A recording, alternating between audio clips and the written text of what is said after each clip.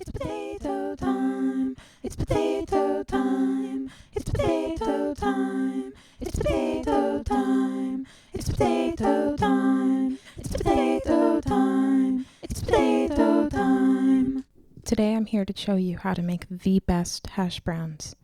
You may have ideas about how hash browns are supposed to go down, but this is how in my town things go down. 1 onion, small.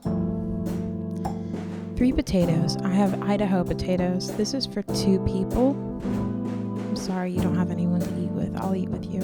Cut the potatoes in half.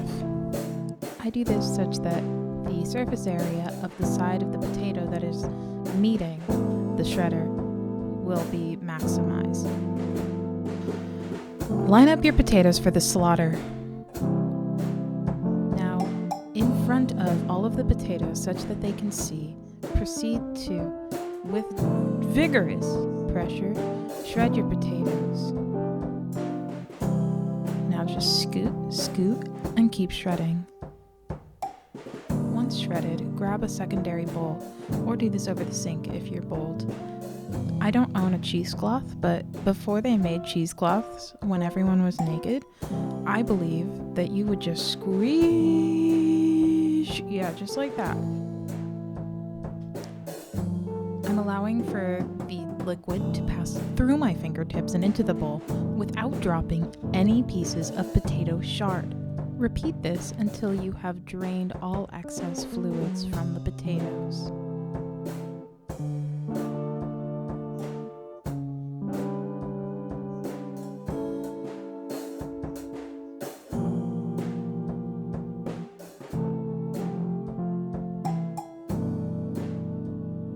Now that your potatoes are drained, you're going to need to add a little bit of gluten-free flour. Mix that in tenderly with your fingertips, not with a spoon. Just go in there, massage. Toss the salad, spud the nuts, till the powder is evenly coated, distributed throughout the potato. Don't be ashamed of those dirty fingertips. That's a sign that you're cooking well. Cornstarch. We're just trying to soak up liquid here, and I use a little bit of, this is Trader Joe's potato starch. I'm coming to the end of a lot of my pantry stock through this quarantine. Smoked paprika, including my spices. This is some real offshoot of Old Bay or something. Some sort of Creole seasoning. It adds heat. Add heat to you. It's just going to make your life better. Black pepper, or as I like to call it, the Prince Zuko of spices, in that I want it in everything, but I sneeze every time.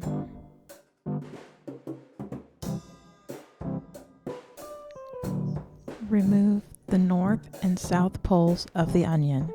If you do not know what that means, you can reference the video and mimic my actions.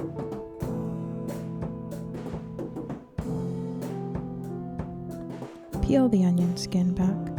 Be generous with that as well. Nobody wants some outer layer onion skin in their hash browns. Disgusting.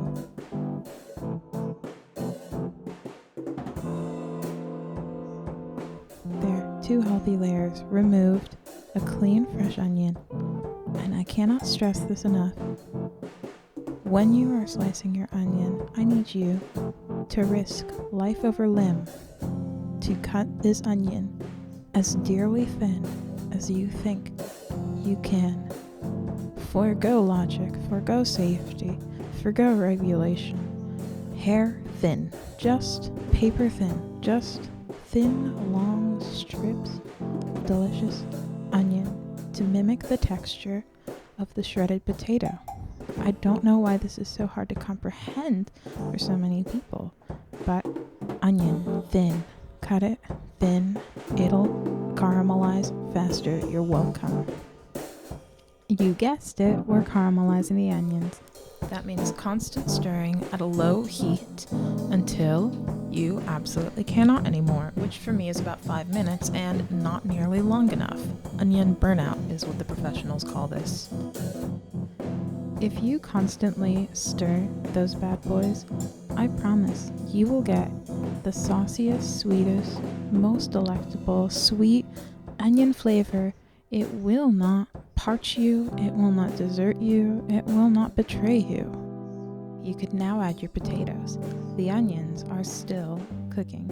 So with this trick, you get the best hash browns. I believe I'm nudging the potatoes because I didn't get enough contact. If you don't have good contact between the potatoes and the cast iron, you're not going to get that crispy crunch. At this point, add any household fuel or WD-40 to your hash brown to add a soft glisten and shine. At this point in the recipe, it's a wonderful time to call up your old tomodachi from college while flipping your hash brown with one hand. Beautiful job! Can't you see the glow on that thing? I would love to bite into that. Perfect thirds. What a queen.